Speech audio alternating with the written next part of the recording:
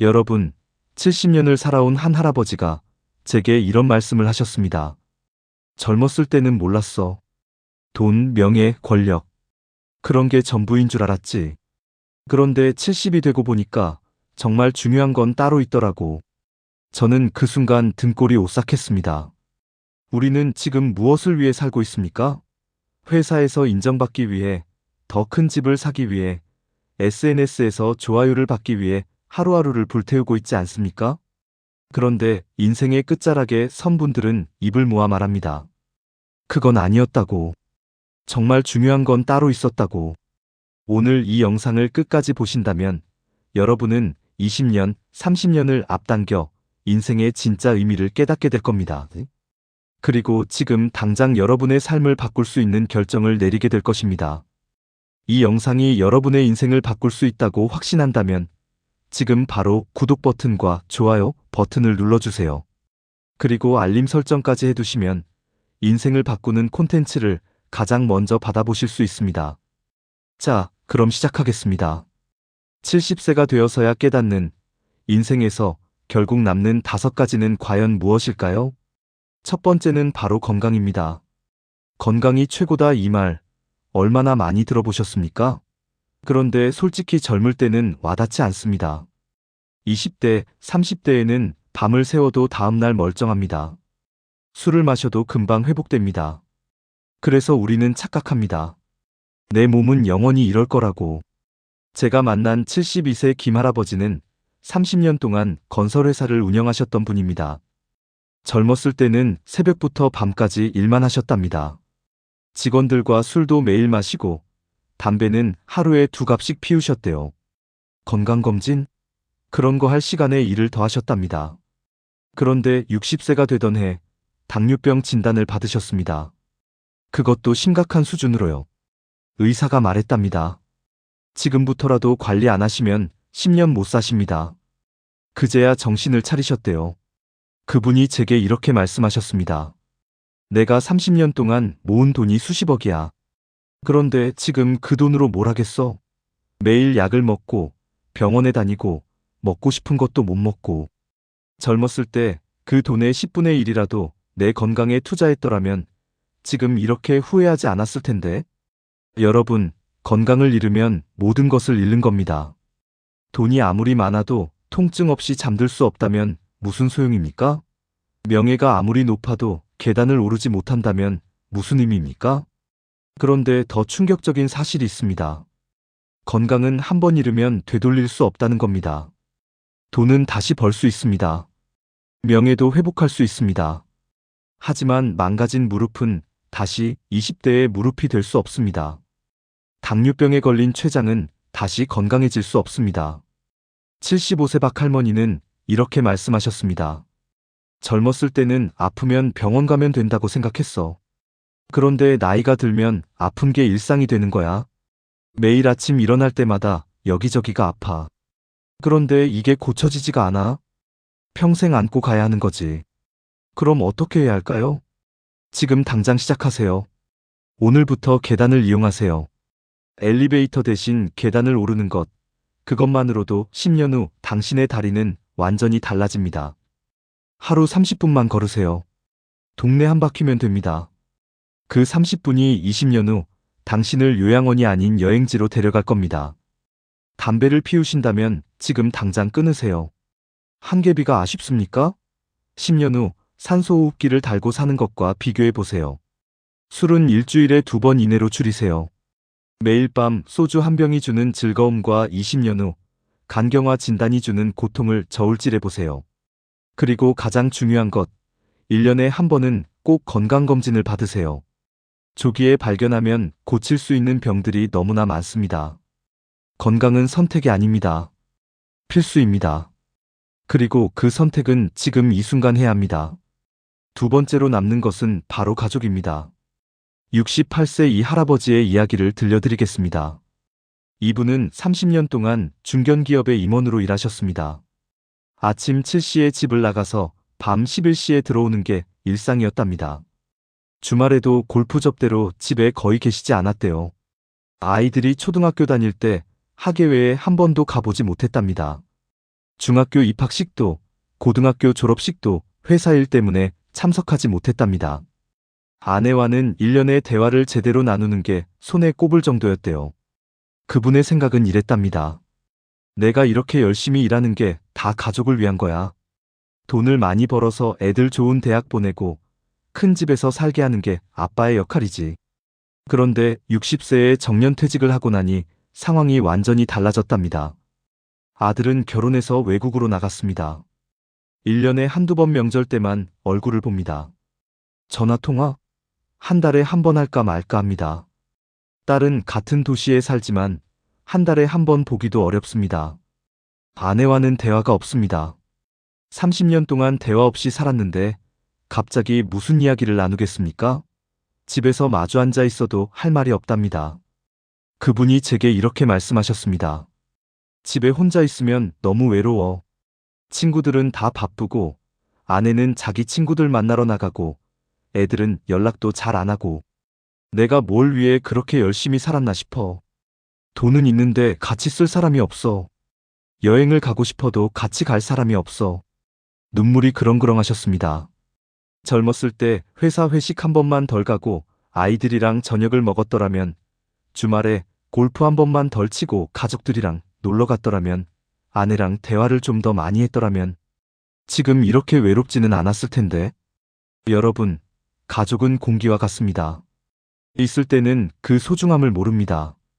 그런데 없어지면 숨을 쉴 수 없습니다. 74세 최할머니는 이렇게 말씀하셨습니다. 늙으면 친구도 다 떠나. 건강한 친구는 자기 생활하느라 바쁘고 아픈 친구는 만날 기력이 없고 결국 마지막까지 내 곁에 남는 건 가족뿐이야. 그것도 내가 젊었을 때 가족들한테 잘했을 때만 그래. 특히 배우자가 중요합니다. 자녀들은 자라서 독립합니다. 그건 자연스러운 겁니다. 그런데 배우자는 다릅니다. 인생의 마지막까지 함께하는 사람입니다. 71세 정할아버지의 이야기입니다. 이분은 젊었을 때 아내를 정말 소홀히 대하셨답니다. 결혼기념일도 잊어버리고 생일도 챙기지 않고 집안일은 당연히 아내의 몫이라고 생각하셨대요. 그런데 65세 되던 해에 아내가 갑자기 암 진단을 받으셨답니다. 그때 처음으로 정신을 차리셨대요. 병원에 매일 모시고 다니면서 간병하면서 그제야 깨달았답니다. 아내가 얼마나 소중한 존재인지를, 아내가 평생 자기를 위해 얼마나 많은 것을 희생했는지를. 다행히 아내는 완치되셨습니다. 그 후로 그분은 완전히 달라지셨답니다. 매일 아내에게 고맙다고 말씀하시고 함께 산책하고 여행도 다니신답니다. 그분이 말씀하셨습니다. 만약 그때 아내를 잃었더라면 나는 후회하면서 살았을 거야. 왜 진작 잘해주지 않았을까 하면서. 다행히 기회가 한 번 더 생겼어. 이제는 매일매일이 감사해. 그럼 어떻게 해야 할까요? 오늘 저녁 가족들과 함께 식사하세요. 스마트폰은 치우고 서로의 얼굴을 보면서 대화를 나누세요. 오늘 무슨 일이 있었는지, 무엇이 힘들었는지, 무엇이 즐거웠는지 물어보세요. 일주일에 하루는 가족의 날로 정하세요. 회사 회식도 친구 약속도 다 취소하고 오직 가족만을 위한 시간을 만드세요. 배우자의 생일, 결혼기념일은 절대 잊지 마세요. 달력에 표시해두고 알람을 설정하세요. 그리고 그날만큼은 특별하게 만들어주세요. 부모님이 살아계신다면 자주 연락하세요. 한 달에 한 번이 아니라 일주일에 한 번, 가능하면 이틀에 한 번 전화하세요. 짧아도 괜찮습니다. 목소리를 듣는 것만으로도 부모님은 행복하십니다. 자녀들과 시간을 보내세요. 아이들은 금방 큽니다. 지금 초등학생이 10년 후면 성인이 됩니다. 함께할 수 있는 시간이 많지 않습니다. 그 시간을 놓치지 마세요. 가족은 돈으로 살 수 없습니다. 시간과 관심으로만 지킬 수 있습니다. 세 번째로 남는 것은 진실한 인간관계입니다. 73세의 강 할아버지는 젊었을 때 교사로 일하셨습니다. 30년 동안 수천 명의 학생들을 가르치셨고 수백 명의 동료 교사들과 함께 일하셨습니다. 정년퇴직을 하던 날 수많은 사람들이 찾아왔답니다. 꽃다발을 들고 선물을 들고 감사의 인사를 전했답니다. 그날 강 할아버지는 생각하셨답니다. 내 인생 참 성공적이었구나. 이렇게 많은 사람들이 나를 기억해 주는구나. 그런데 1년이 지나자 연락하는 사람이 확 줄었습니다. 2년이 지나자 거의 없어졌습니다. 가끔 명절에 문자 몇 통 받는 게 전부였습니다. 그분이 깨달았답니다. 그 수많은 인간관계가 사실은 대부분 직장이라는 공간 안에서만 존재했던 관계였다는 것을요. 진짜 친구가 아니었다는 것을요. 그런데 딱 3명의 친구는 달랐습니다. 퇴직 후에도 일주일에 한 번씩 만나서 등산을 갔습니다. 한 달에 한 번은 함께 여행을 다녔습니다. 서로의 고민을 나누고 힘들 때 의지했습니다. 그 3명은 누구였을까요? 중학교 동창 1명, 대학 동기 1명, 그리고 20대에 같이 일했던 동료 1명이었습니다. 50년, 40년, 35년을 알고 지낸 사람들이었습니다. 강 할아버지가 말씀하셨습니다. 인생을 살다 보면 수많은 사람을 만나. 수천 명, 수만 명을 만나. 그런데 그 중에서 진짜 내 편인 사람은 손에 꼽아. 명함을 몇천 장 모았는데 정작 내가 힘들 때 전화할 사람은 3명밖에 없어. 69세 한 할머니의 이야기도 비슷합니다. 이분은 주부로 살면서 아파트 부녀의 활동을 열심히 하셨답니다. 동네에서 소문난 사교적인 분이셨대요. 모임도 많이 만들고 사람들도 많이 사귀셨습니다. 그런데 남편이 사업에 실패하면서 더 작은 집으로 이사를 가게 되었습니다. 그때 깨달았답니다. 그 많던 사람들이 다 어디로 갔는지를요. 내가 잘 나갈 때는 다들 친하게 지내자고 했어. 그런데 내가 힘들어지니까 연락이 끊기더라고. 명절에 안부 문자 하나 없어. 그런데 딱 2명의 친구는 달랐어. 오히려 그때 더 자주 연락하고 집에 놀러 오고 밥도 사주고. 그때 알았지. 진짜 친구가 누군지. 여러분, 인간관계의 질과 양은 다릅니다. 페이스북 친구 1000명이 중요한 게 아닙니다. 카카오톡 친구 500명이 중요한 게 아닙니다. 내가 새벽 3시에 힘들어서 전화했을 때 받아줄 친구 1명이 더 중요합니다. 76세 윤 할아버지는 이렇게 말씀하셨습니다. 나이가 들면 친구가 3부류로 나뉘어. 첫 번째는 아예 연락이 끊긴 사람들, 두 번째는 1년에 한두 번 보는 사람들, 세 번째는 자주 보는 진짜 친구들. 그 세 번째 부류가 한 손으로 꼽을 정도밖에 안 돼. 그런데 그 한 손으로 꼽는 친구들이 내 인생을 지탱해 주는 거야. 진실한 인간관계는 어떻게 만들어질까요? 첫째, 시간이 필요합니다. 일주일에 한 번 만나서 커피 한 잔 마시는 관계. 그게 10년, 20년 쌓이면 진짜 친구가 됩니다. 속도가 아니라 지속성입니다. 둘째, 진정성이 필요합니다. 가식적인 모습이 아니라 진짜 내 모습을 보여줘야 합니다. 내가 힘들 때, 약할 때 그 모습까지 보여줄 수 있는 사람이 진짜 친구입니다. 셋째, 상호성이 필요합니다. 일방적으로 받기만 하거나 주기만 하면 오래가지 못합니다. 서로 주고받을 때 관계가 지속됩니다. 그럼 지금 무엇을 해야 할까요? 지금 당장 스마트폰을 열어서 연락처를 쭉 내려보세요. 그 중에서 진짜 친구라고 생각되는 사람을 찾아보세요. 1명, 2명, 3명. 몇 명이나 될까요? 그 사람들에게 오늘 연락하세요. 오랜만이야, 요즘 어때? 이 한마디면 충분합니다. 그리고 일주일 안에 만나서 밥을 먹거나 커피를 마시세요. 직장 동료들과의 관계에 너무 많은 에너지를 쏟지 마세요. 물론 좋은 관계를 유지하는 건 중요합니다. 하지만 그게 전부가 되어서는 안 됩니다. 진짜 친구를 만드는데 시간을 투자하세요. 매주 한 번은 오래된 친구와 연락하세요. 전화 한 통, 문자 한 통이면 됩니다. 그 작은 노력이 20년 후 여러분을 외롭지 않게 만들어줄 겁니다. 새로운 인간관계를 만드는 것도 중요하지만 기존의 소중한 관계를 지키는 게 더 중요합니다. 네 번째로 남는 것은 자신이 좋아하는 일입니다. 77세 서할아버지는 40년 동안 은행원으로 일하셨습니다. 안정적인 직장이었고 월급도 꾸준히 받았고 승진도 잘하셨습니다. 그런데 행복하지는 않았답니다. 매일 아침 출근하는 게 너무 싫었어. 토요일 저녁만 되면 내일 일요일이 끝나고 또 월요일이 오겠구나 하는 생각에 우울했지. 그런데 어쩌겠어. 먹고 살아야 하니까. 60세에 정년퇴직을 하셨습니다. 처음에는 좋았답니다. 더 이상 싫은 일을 하지 않아도 되니까요. 그런데 6개월이 지나자 공허함이 찾아왔습니다. 매일 뭘 하고 살아야 할지 모르겠더라고. TV 보고 친구들 만나고 그게 전부야. 그렇게 1년, 2년이 지나니까 내가 왜 사는지 모르겠더라고. 그러다가 우연히 목공예를 접하게 되었습니다. 구청에서 하는 무료 강좌였답니다. 처음에는 그냥 심심풀이로 시작했는데 하다 보니 재미있더랍니다. 나무를 깎고 사포로 다듬고 색을 칠하고 그 과정이 너무 즐거웠답니다. 밤에 잠을 잘 때도 내일 뭘 만들까 생각하면서 설레었답니다. 지금은 작은 공방까지 차리셨습니다. 돈을 벌기 위해서가 아니라 자기가 좋아하는 일을 하기 위해서요. 만든 작품을 지역 행사에 전시하고 때로는 판매도 하십니다. 서 할아버지가 말씀하셨습니다. 40년 동안 은행에서 일하면서 번 돈으로 지금 이렇게 먹고 살 수 있어. 그 점은 감사해. 그런데 그 40년 동안 정말 행복했냐고 묻는다면 아니라고 대답할 수밖에 없어. 지금 목공예 하면서 사는 게 훨씬 더 행복해. 돈은 훨씬 적게 벌지만 70세의 김할머니의 이야기도 비슷합니다. 이분은 평생 가정주부로 사셨습니다.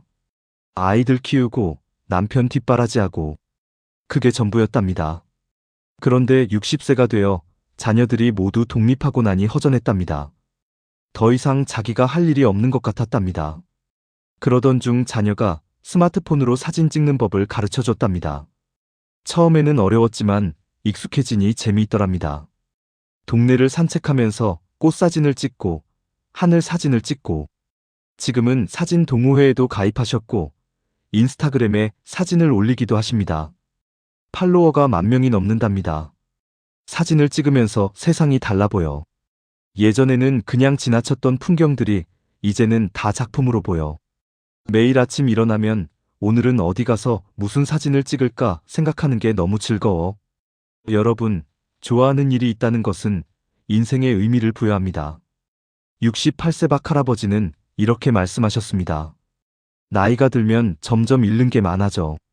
건강도 잃고 친구도 떠나고 사회적 지위도 없어지고.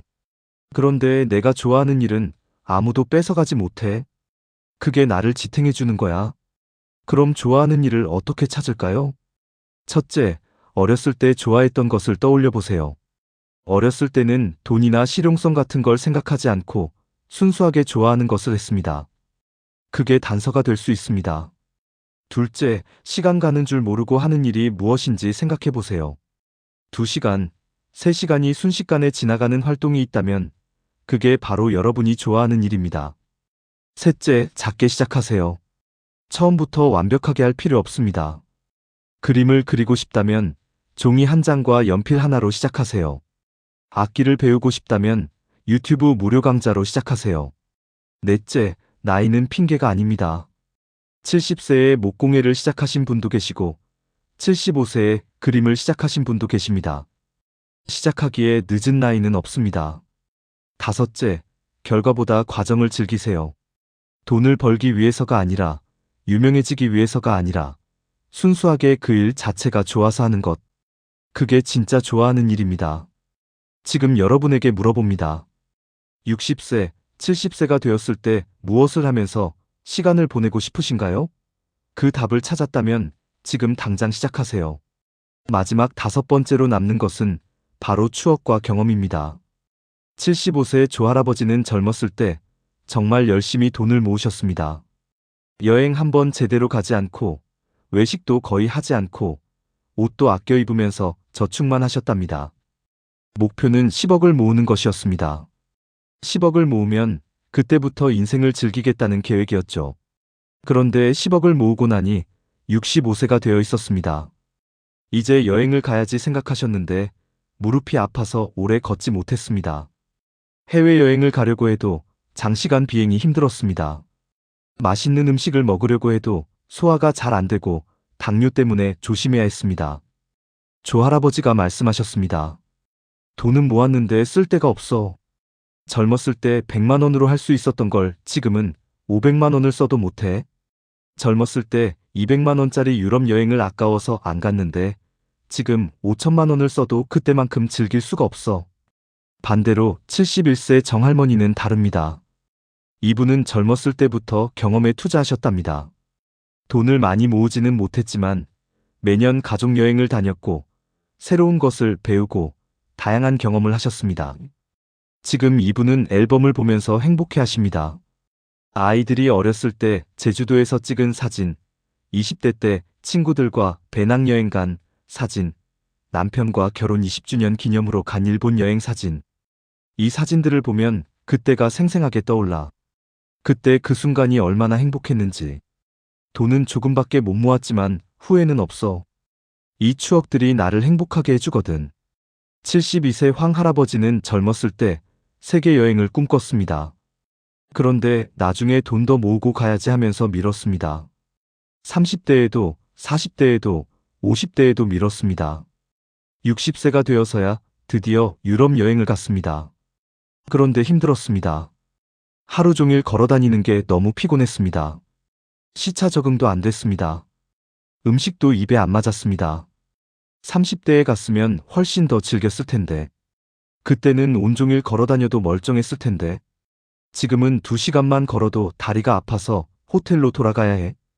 여러분, 경험은 타이밍이 있습니다. 20대에 해야 하는 경험이 있고, 30대에 해야 하는 경험이 있고, 40대에 해야 하는 경험이 있습니다. 그 타이밍을 놓치면 다시는 똑같이 경험할 수 없습니다. 자녀와 놀이공원에 가는 것은 자녀가 어릴 때 해야 합니다. 20년 후에 가려고 해도 자녀는 이미 어른이 되어 있습니다. 친구들과 배낭여행을 가는 것은 젊을 때 해야 합니다. 50년 후에 가려고 해도 친구들은 이미 건강이 좋지 않아 갈 수 없습니다. 부모님과 여행을 가는 것은 지금 해야 합니다. 10년 후에 가려고 해도 부모님은 이미 이 세상에 안 계실 수 있습니다. 69세 송 할아버지의 말씀입니다. 돈은 죽으면 못 가져가. 그런데 추억은 죽을 때까지 가져가. 나는 지금 가진 돈은 별로 없어. 그런데 추억은 많아. 그 추억들이 나를 행복하게 해줘. 밤에 잠들기 전에 옛날 생각을 하면 입가에 미소가 지어져. 그럼 어떻게 해야 할까요? 첫째, 지금 하고 싶은 것이 있다면 미루지 마세요. 나중에 돈 더 모으고 시간 나면이라는 말은 영원히 오지 않을 수 있습니다. 둘째, 물건보다 경험에 투자하세요. 100만 원짜리 가방은 2년 후면 낡습니다. 하지만 100만 원짜리 여행은 평생 추억으로 남습니다. 셋째, 사진과 영상을 많이 남기세요.